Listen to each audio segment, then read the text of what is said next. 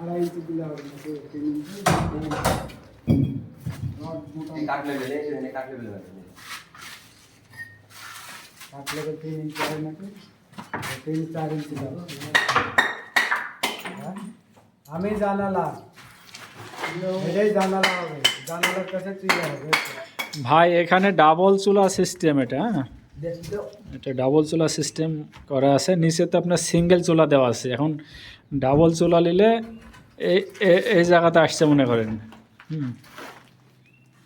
এই দেখেন এটা আপনার একবারে পুরো ফ্ল্যাশ রাখছে একবারে, এই যে এখন।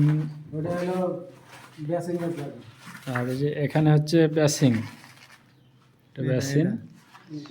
আর এখানে আপনার ডাবল চুলার জন্য এটা বড় হয়েছে। এখন দেদার ভাই যেটা বলছে যে এটা ডাবল চুলা হবে আর এটা হবে জানালা, এই যে ইট, এই ইট আর এই যে ওই পাশের ইট।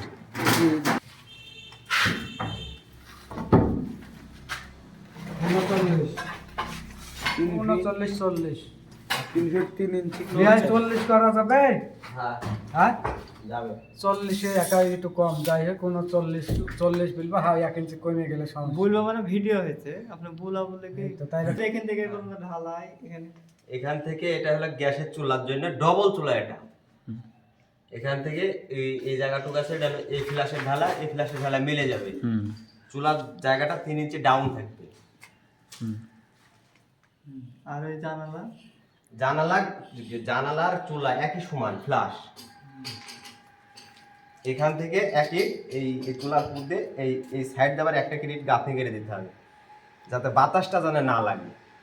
ঢালার উপর দিয়ে ঢালার উপর দিয়ে একটা হোক বা দুইটা হোক, একটা দিবে। ঠিক আছে।